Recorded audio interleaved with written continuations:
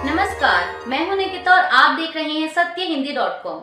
चलिए एक नजर डालते हैं अब तक की सुर्खियों पर। सुप्रीम कोर्ट ने मंगलवार को सुनवाई करते हुए यूट्यूबर रणवीर अलाहाबादिया को फटकार लगाई और कहा कि उन्होंने जिस तरह की बातें कही हैं, उसमें हम उनकी क्या मदद करें। बता दें कि 16 फरवरी को रणवीर अलाहाबादिया ने सुप्रीम कोर्ट में याचिका दाखिल कर देश भर में उनके खिलाफ दर्ज FIR को एक साथ जोड़ने की मांग की थी। वहीं सुनवाई के दौरान जस्टिस सूर्यकांत और जस्टिस N कोटेश्वर सिंह की बेंच ने रणवीर अलाहाबादिया से कहा कि फेमस हो गए हैं तो क्या कुछ भी बोलने का लाइसेंस मिल गया है। माता पिता के बारे में अश्लील बातें की, यह दिखाता है कि उसके दिमाग में कुछ गंदगी भरी है। इस दौरान अलाहाबादिया के वकील अभिनव चंद्रचूड़ ने कहा कि याचिकाकर्ता को धमकी मिल रही है, जुबान काट कर लाने वाले को इनाम का ऐलान किया गया है। इस पर कोर्ट ने कहा कि इस व्यक्ति को चर्चा में आने का शौक है, जो धमकी का ऐलान कर रहा है शायद उसे भी ऐसा शौक होगा।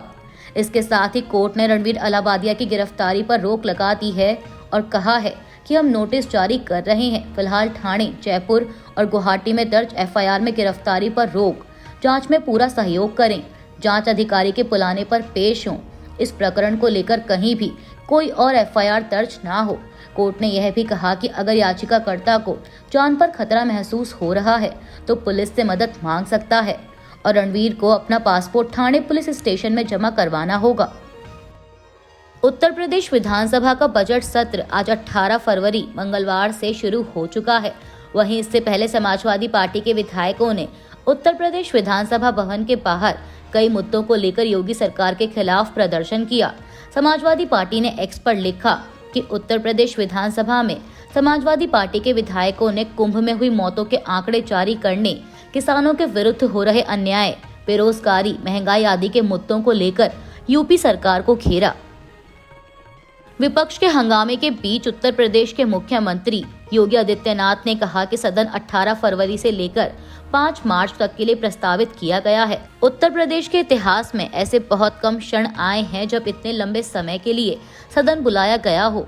सीएम योगी ने कहा कि सदन की कार्यवाही सुचारू रूप से संपन्न हो, यह केवल सत्ता पक्ष का ही दायित्व नहीं होता, बल्कि विपक्ष का भी उतना ही महत्वपूर्ण दायित्व बनता है। और हम उम्मीद करते हैं कि हार की हताशा से परेशान विपक्ष अपनी इस खुन्नस को सदन पर नहीं उतारेगा। सदन की कार्यवाही को सुचारू रूप से संचालन करने में एक सकारात्मक योगदान की हम अपेक्षा करते हैं। मैं सरकार की तरफ से आश्वस्त करता हूं कि जिस भी मुद्दे पर विपक्ष चर्चा करना चाहेगा तो सरकार उसका तथ्यात्मक जवाब देने के लिए तैयार है, लेकिन हम चाहते हैं कि सदन एक सार्थक चर्चा का मंच बनना चाहिए। उत्तर प्रदेश की राज्यपाल आनंदीबेन पटेल के विधानसभा में अभिभाषण के दौरान समाजवादी पार्टी और कांग्रेस विधायकों ने राज्यपाल वापस जाओ के नारे लगाए। जहां सत्ता पक्ष ने विपक्ष के इस रवैये को गैर जिम्मेदाराना बताया है, तो वहीं विपक्ष का कहना है कि यह सरकार का बनाया हुआ पूरा झूठा भाषण था।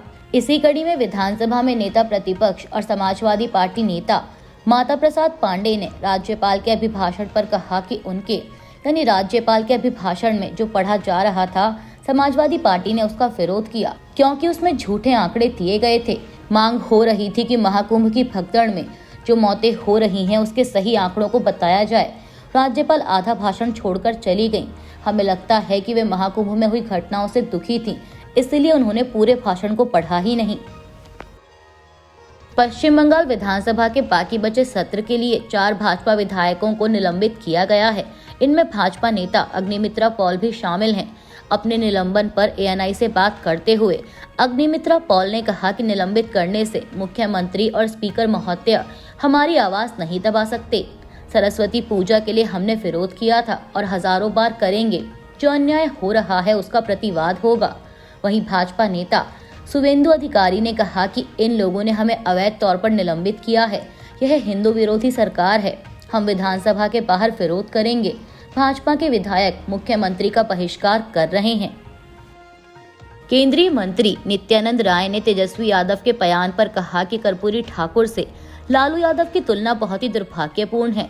मैं तेजस्वी यादव से पूछना चाहता हूं कि जो कांग्रेस पिछड़ों के आरक्षण की विरोधी रही, जिसने लोकतंत्र की हत्या की, जो हमेशा बाबा साहेब अम्बेडकर को अपमानित करती रही, उस कांग्रेस की गोद में जाकर लालू यादव ने कितना खराब काम किया। लालू यादव को अपहरणकर्ताओं को संरक्षण देने वाले के रूप में विकास को चौपट करने वाले के रूप में, बिहार को बदनाम करने वाले के रूप में, बिहार में जंगल राज स्थापित करने वाले के रूप में पुरस्कार दिया जा सकता है।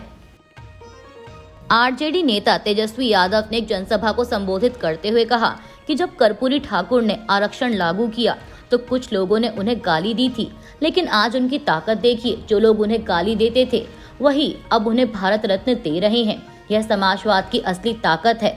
तेजस्वी ने आगे कहा कि आज लालू जी को जो लोग गाली दे रहे हैं, आने वाले समय में वही लोग उन्हें भी भारत रत्न देंगे। दरअसल आपको बता दें कि बीते दिनों नई दिल्ली रेलवे स्टेशन पर मची भगदड़ को लेकर आरजेडी प्रमुख लालू यादव ने रेलवे पर सवाल उठाए थे। उन्होंने कहा था कि दुखद घटना घटी है, यह रेलवे की गलती है। रेलवे की लापरवाही की वजह से इतने लोगों की मौत हुई। इस दौरान उन्होंने कुंभ को लेकर कहा था कि कुंभ का कहाँ कोई मतलब है, फालतू है कुंभ। और उनके इसी बयान को लेकर केंद्र और राज्य में सत्ता पक्ष के नेताओं ने उनकी आलोचना की थी। AIMIM प्रमुख असदुद्दीन ओवैसी ने सोमवार को महाराष्ट्र सरकार के उस फैसले की आलोचना की जिसमें उसने जबरन धर्मांतरण और लव जिहाद के खिलाफ नए कानून के कानूनी पहलुओं का पता लगाने के लिए एक समिति गठित करने का फैसला किया है।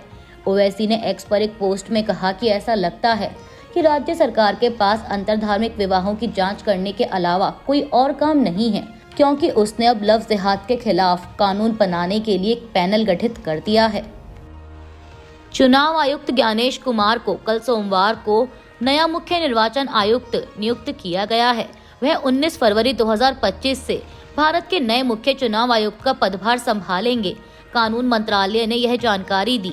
बता दें कि कुमार निर्वाचन आयोग के सदस्यों की नियुक्ति के नए कानून के तहत नियुक्त होने वाले पहले मुख्य निर्वाचन आयुक्त हैं।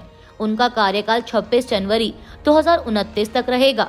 कुमार 26वें मुख्य निर्वाचन आयुक्त के रूप में अपने कार्यकाल के दौरान इस वर्ष के अंत में बिहार विधानसभा चुनाव और 2026 में केरल, पुडुचेरी, तमिलनाडु और पश्चिम बंगाल विधानसभा चुनावों की जिम्मेदारी संभालेंगे। साथ ही बता दें कि ज्ञानेश कुमार 1988 बैच के केरल कैडर के IAS अधिकारी हैं। भारत सरकार में उन्हें रक्षा मंत्रालय में संयुक्त सचिव, गृह मंत्रालय में संयुक्त सचिव एवं अतिरिक्त सचिव, संसदीय कार्य मंत्रालय में सचिव और सहकारिता मंत्रालय में सचिव के रूप में काम करने का समृद्ध अनुभव है। सोमवार को केंद्र द्वारा ज्ञानेश कुमार को मुख्य चुनाव आयुक्त के रूप में नियुक्त करने की अधिसूचना जारी किए जाने के तुरंत बाद कांग्रेस ने कहा कि जल्दबाजी में लिया गया यह फैसला दिखाता है कि सरकार सुप्रीम कोर्ट की जांच से बचने और स्पष्ट आदेश आने से पहले नियुक्ति करने को आतुर है। कांग्रेस महासचिव KC वेणुगोपाल ने कहा कि सरकार ने जल्दबाजी में आधी रात को नए मुख्य चुनाव आयुक्त की नियुक्ति की अधिसूचना जारी कर दी है।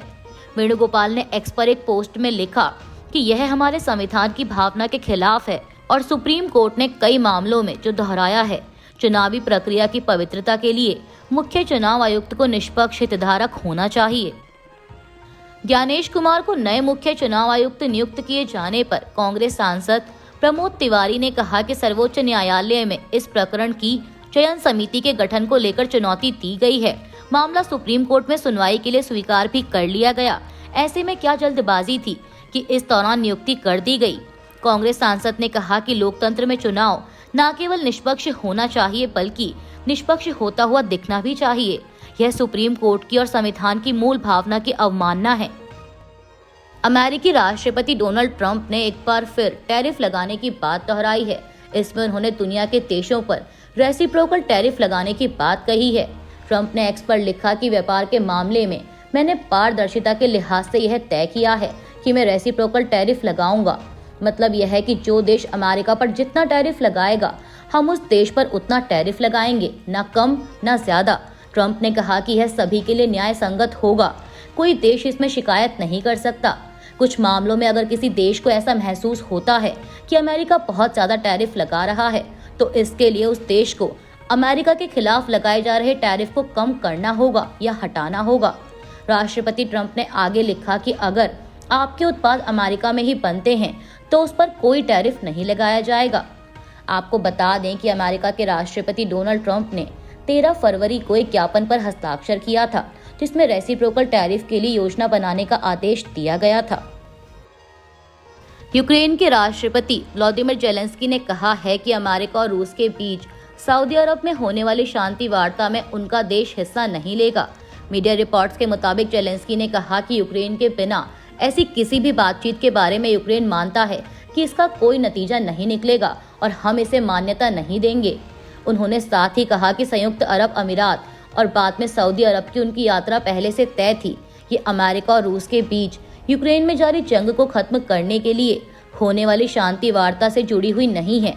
आपको बता दें कि रिपोर्ट्स के अनुसार रूस के विदेश मंत्री सर्गेई लावरोव और अमेरिका के विदेश मंत्री मार्को रूबियो के बीच सऊदी अरब में यूक्रेन में जारी जंग को खत्म करने के लिए शांति वार्ता पर चर्चा हो सकती है। अभी के लिए बस इतना ही। बाकी की खबरों के लिए बने रहिए सत्यहिंदी.com के साथ।